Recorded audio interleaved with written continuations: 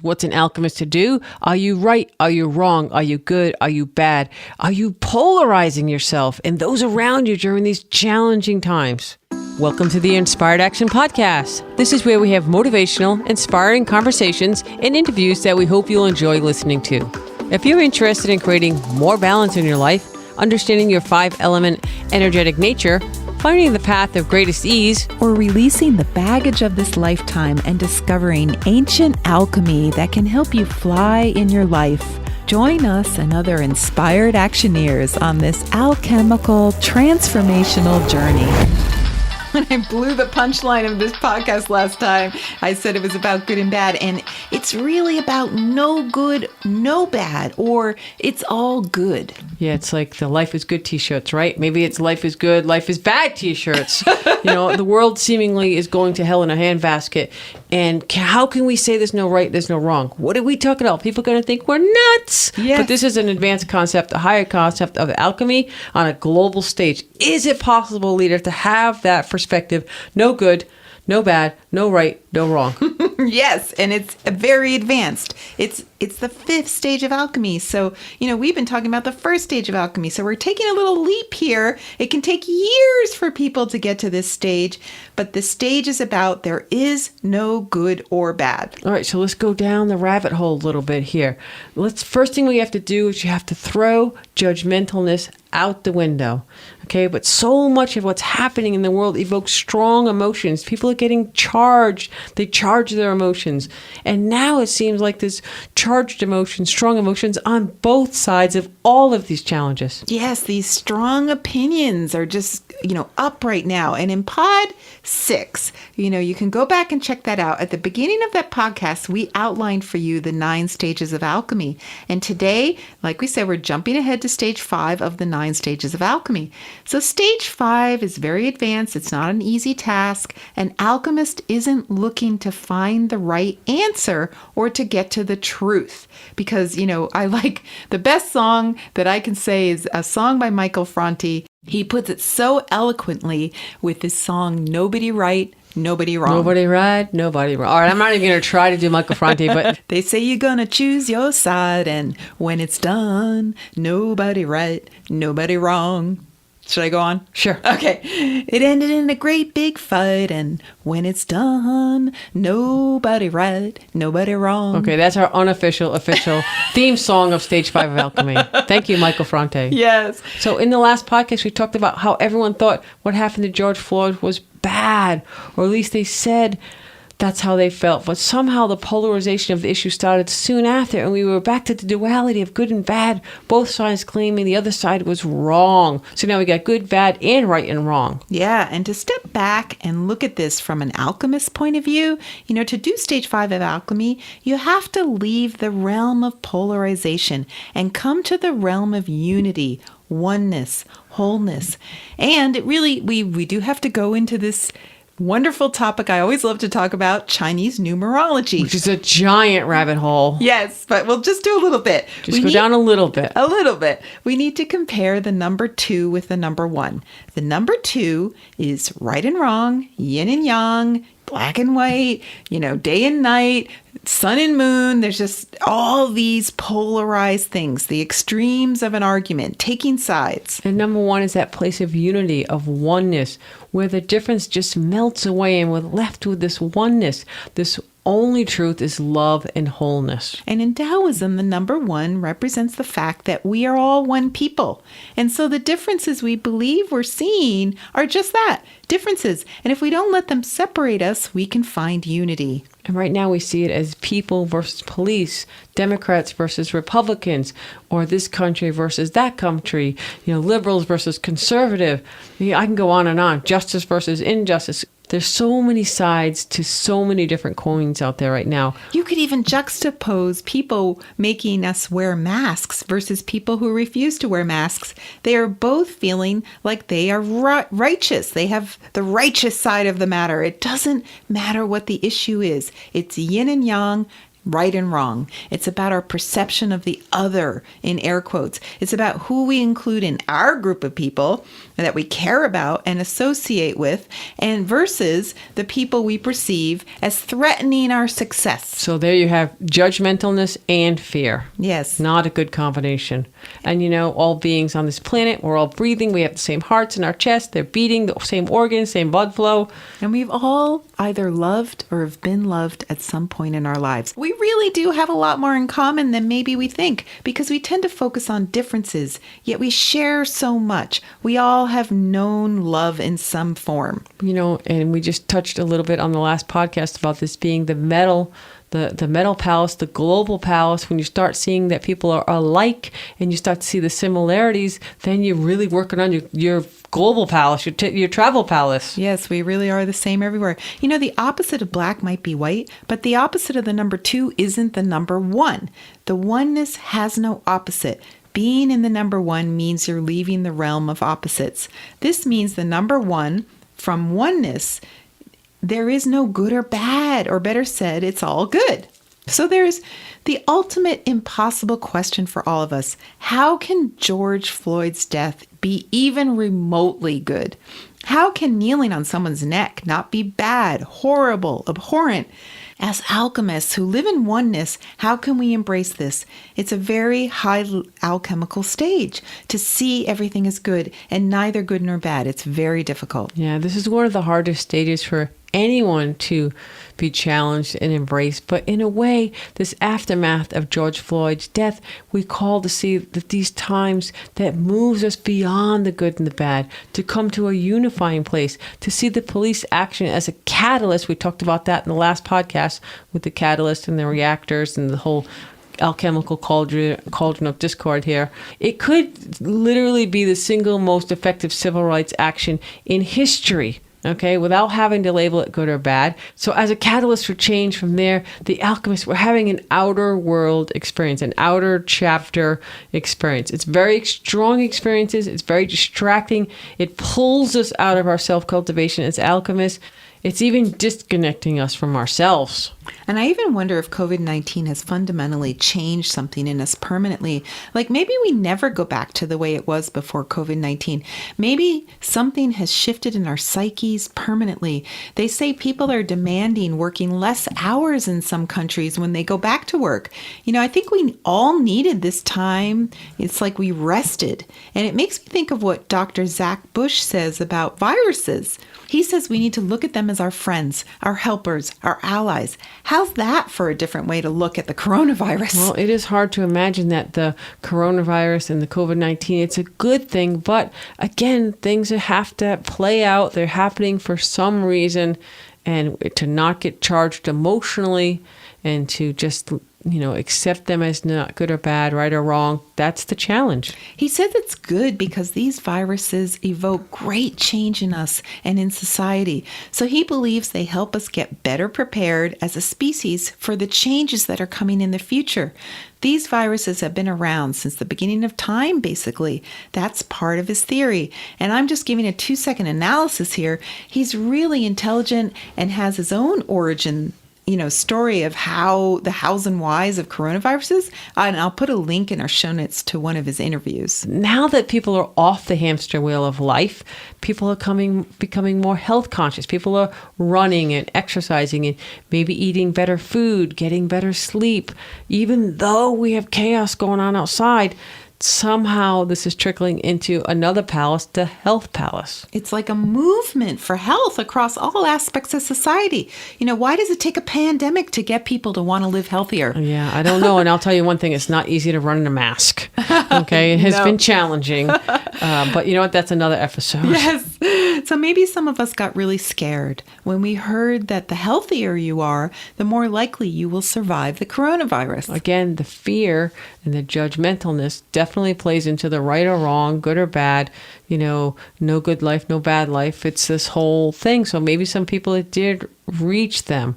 So that's a bad perception that turned into good results. So today we're inviting you to experiment with this advanced concept, even though we're going out of order in the podcast because our next season is going to be all about stage 2 of alchemy, which is the best protection is no protection. Which is also an advanced concept. Yes. So we're gonna have you think about this for a little bit, and then when we come back, we're gonna really dive into that. The best protection is no protection, which is one of my favorites. Yeah, and even though these alchemical stages have an order for a reason, we can all do any of those stages at any time in our lives. It's just that when you go in the order of the stage 1, stage 2, stage 3, we have more likelihood of success. But all the practice we put into a later stage will pay off later when you get to it. Absolutely. So just to remind you, we're talking about alchemist, activist, or anarchist. Yes. Where are you? What are you? How do you feel? We're going to take this journey today. We're going to talk about stage 5 of alchemy, which it's all good. Right. So think of that in that perspective, putting on that lens to look at and to listen. Maybe put on those headphones to listen to our perspective on that, because that's really what we want you to think about. I'm going to say it before we dive into this conversation. Ask yourself better questions. Ask yourself questions that really spark a great conversation with yourself. Yes. So let's start out with, how about stepping out of duality, the number 2, the good and bad? How do you do that? First of all, stage 5 is all about listening. What'd you say? Listening. The main point on the body that represents the stage is right next to the entrance of your ear. It's this little thing that, this little piece called the tragus, and right there is a point, and it's called listening palace. I was listening to that, by the way. I love that. Go ahead. In order to listen, you must first stop talking. You must go into... That could be hard. That could be very hard I'm for us. Right now, that's right. Okay, you have to go into a receptive mode. So one of the things that has been reported online during these difficult times is people are getting a lot of ringing in their ears, and that's called tinnitus. And in Chinese medicine, that represents some level of resistance in you to what you're hearing. You don't like what you're hearing. You don't like the feedback. It's like an amplifier. Feedback from a live band does not compute, does not register. Your brain is telling you no. So the points called the listening palace allow you to settle into listening without judgment, listening to what you're hearing. And it's all good means you don't live in the duality of good and bad. You can hear without immediately categorizing it into good or bad. So with stage 5, you're not ignoring the craziness in your outer world because you're witnessing it, but at the same time, you're not getting distracted by the outer world either with a lot of strong reactions and emotions. Instead, you concentrate on staying in your Wu Wei. The Wu Wei comes from that oneness place. Non-action does not mean no action. And many people don't understand that. Yeah, I think they think it means do nothing. The Wu Wei means doing nothing and watching and waiting. But really, that's the role of the saint, which we were talking about, hero saint or alchemist. So yeah, that's the role of doing nothing. That's about the saint. anything. Yeah, that's the saint. In fact, Wu Wei is about action. We call it inspired action, which is why we named the podcast Inspired Action. We really want you to understand that concept. If you are moved to do something, you do it because you are moved to do it. You're motivated. You're inspired. It's the divine presence in you that prompts you to move. So you cultivate that inside of yourself. Let's say you are meditating and you are in touch with your inner self. And from that place, you are prompted by your spirit, not your mind, to protest or vote or instigate change in some way. Then when you come back to engaging that outer world, you take that step. It may even be a tiny step, a butterfly flapping its wings and making enormous change on the other side of the world. I love it when you drop these obscure philosophical concepts. The flapping of the butterfly's wings that can change the world. I believe in that. I love that. It's so awesome. In this way, you can become, as the Daoists like to say, an instrument of the divine. It's source energy, orchestrating evolution on a grand scale, and you're like a tiny atom doing your job. Yeah. An instrument of the divine. That sounds really cool. You do not know what the bigger plan is. You just simply play your part. You're the divine cog in the wheel, and that your inspired action that moves that wheel, that moves you to the next step, and then the next step, and the next step. Every footstep in your life can be that inspired footstep. If you're listening, if you're feeling, if you're looking out for your own inspiration. And in this way, the alchemist stands in between the monk in retreat on the mountain and the activists in the streets trying to save the world. The reason the alchemists didn't live in temples or on mountaintops their whole lives is because they didn't just want to retreat. Being in life, really living life, all those full emotions of living, that's what brings about the most transformation in you. Other people or life in general, they're the catalysts for fast, cataclysmic change. So the alchemists realized that through our experience of others outside of us, we have these chemical reactions. We change faster because we're willing to subject ourselves to others, the disagreements, and the conflicts in the world. Yes, running away from the conflicts and living in serenity is actually the slower path for transformation. Think about it. It's not that there aren't times when we need to retreat or we need to have a vacation, vacate from your present life there. It's just that the world of disagreement and judgmentalness and conflict, you might need time to reflect and get in touch with your higher self. But that's only one stage of alchemy, stage 7 to be exact. Yes. Okay. The other stages require us to be in the thick of it, to have experiences, not to be isolated, but to be on the battlefield of life, so to speak. Go out in the streets if that's what you are inspired to do. Yes, as alchemists, though, we don't get swept up in the outer world distractions. That's a really key distinction. We are trying to raise our consciousness above those distractions so that we can course the wind. That funny Daoist phrase I've brought up many times, that means you can stay the course through turbulent waters and winds. And we're not saying it's easy to be in this middle ground if it's all good. You know, the atrocities and the turbulence versus the peace and the love, it's all part of the whole. So again, Lita, I'm going to say it. What's an alchemist to do? First, it's about coming back to yourself. If you've been distracted by the news, Twitter, Instagram, Facebook, all of it, it pulls on us when we get sucked into it. I've decided, Twitter has made an industry out of FOMO. You have immediate access to the information. We talked about this in the last podcast about the protests, for example, that may never reach mainstream news. Yeah, I think that it's really hard, and I'm not really even sure you can do it, but I could be wrong, or no right or wrong. But how can you meditate and receive inspiration and have be an instrument of the divine if you're hooked into checking Twitter every few minutes? If you got the ding of Facebook, or you've got, emails coming in, or your phone's vibrating, or you're just being pulled to the outer world. It's not that you have to ignore what's going on outside you at all, but you need to separate enough from it to be able to hear your own higher self talking to you, to hear that divine guidance inside you. So if you're on media all the time, or some of the time, or part of the time, you're on it, okay? Yes. You're hooked in. That's why I would say it's the hook. Can you put it aside and give yourself a media fast so you can break that habit? There's so much going on right now. I know it's challenging, but if you want to work on this, you have to cut those ties. And perhaps you're just bored in the beginning. Maybe you're playing video games like crazy on your iPad. Maybe you're kind of waffling between the saint or the anarchist, and then maybe even the alchemist, and you just can't which way to go. You don't know. There's what's stopping you from connecting to that higher wisdom. This is the first place you should look. Okay, you need to get a time off. You need to get that hook out of you. You need to just pull it, rip the Band-Aid, take a break and see if you can find that connection to your spirit again. When you're able to be contemplative again, then it's about asking yourself in every moment, what am I inspired to do? We are cultivating the idea of spontaneity here. What is the next inspired step in your life?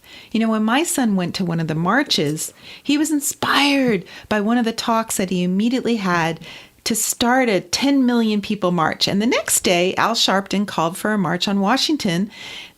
for the anniversary of Martin Luther King's March on Washington. So my son had this idea, and then the next day he got some validation that he was thinking in alignment with something bigger than him. Yeah, so that was the inspiration. If you come in alignment with these ideas that you receive, and we all have ideas pouring in all the time, and we need to process. Your heart needs to buy into it. We talked about that in an earlier podcast as well. Once you have that inspiration, it's about reflecting on your past experiences and see if you're in alignment with that. And then believing that all beings are at your disposal. We've talked about this strange Daoist phrase a number of times. It's the belief that if you want something and you've been inspired by spirit to do it, the universe is going to orchestrate helpers to help you. It means the other cogs in the wheel of life will help you with your inspired goal. Yeah, that's the 10,000 beings, right? Yes, the 10,000 beings. And then once phrase. you come up with the next steps, then you'll need to walk that walk. The steps are right there. This is alchemy for us as individuals. And honestly, if we all pay attention and walk in those footsteps of inspiration, then the alchemy will take place on a worldwide scale. Perhaps the biggest societal change that the world has ever seen. So I guess that's the role of the alchemist, Lita. That's the one we've been talking about. If we take out the fear and the judgmentalness, this is about trust. Living in the realm of it's all good. And that's about trusting what happens is meant to be on some level, even if it's bad things. We have to let go of the fear that the bad things are going to happen, that they're going to take things away from us, or they make us do things that we're not in alignment with, and start to see our lives as unfolding step by step without that judgment, without that fear, and really, really believing in the trust. At the very beginning of this podcast, we introduced you to stage 1 of alchemy, and we talked a lot about fear, about walking into a dark tunnel, which we call the mystery. And the mystery is trying to develop trust, which we say trust with a capital T, that everything will work out in the end, even when things are bad, even when, you feel like the police are going to get you, or some, terrible thing has happened to someone else that you're just so upset about. How do you step back from that as an alchemist and feel the inspiration to do what you need to do without being distracted by all this tumultuousness, all this wind blowing all around you? So it's about trust and grappling with your own fear. And fear fuels a lot of action that you might not be needing to take. Yeah, I think fear fuels judgmentalness. Yes. Okay, and I do think that you have to kind of look at each one of these components and how it has manifested in your life. Yeah. How have you moved it along? Maybe it's not a good thing. So if you're feeling that, oh boy, I'm really like watching the news all the time, the media all the time, and I'm afraid for my kids, I'm afraid for my spouse, I'm afraid to go outside. We need to really look at these things. And, at the end of the day, your cultivation is as important as the beginning of the day. Let's talk about that a little bit, Lita. Yeah, at the end of the day, before you go to sleep, you can review your day and let go of the things that are emotionally charged and see the events of your day, not just the good things, as blessings. Happy to be alive, happy to have lived. It's the feeling that if you go to bed at night, you're satisfied with life, and you won't be disappointed if tomorrow you do not wake up. The life you've lived thus far has not been disastrous. Rather, it's been beautiful. And when you wake up that next day, you don't need to bring that disappointment, the challenges, the general yuckiness of the feelings that you had that previous day into your new day. You can awaken like a child, ready for new possibilities, new adventures, new experiences, new ways to find love, new inspired actions, Lita. Yes. And from that place, from the mystery of life, the magic of inspired actions can unfold, and the alchemist can evoke huge change in the outer chapters of the world. Yeah, so we just wanted to say, have a good day tomorrow. Let it all go tonight and be the alchemist that you truly want to be. Okay. Or not. Or not. Okay, I'm going to drop that. Boom. Or not. No judgment. No judgment. Okay, bye. Bye. You've been listening to the Inspired Action Podcast, and you've reached the end. Woohoo! Why not celebrate a little bit and click that subscribe button right there? We love having you with us on this journey, and we want it to continue. You can also rate and review this podcast. And if you have already, thank you so much. We read all reviews, and your reviews help other people find this podcast as well. You can also be a part of this podcast yourself by submitting a voice recording message and emailing it to us at Lita@inspiredactionpodcast.com or Jay@inspiredactionpodcast.com. And if you want, you can join our Facebook group or follow us on Instagram. Join us next week for another Inspired Action conversation. And thank you for listening. Thanks for listening, and remember to hug the dog.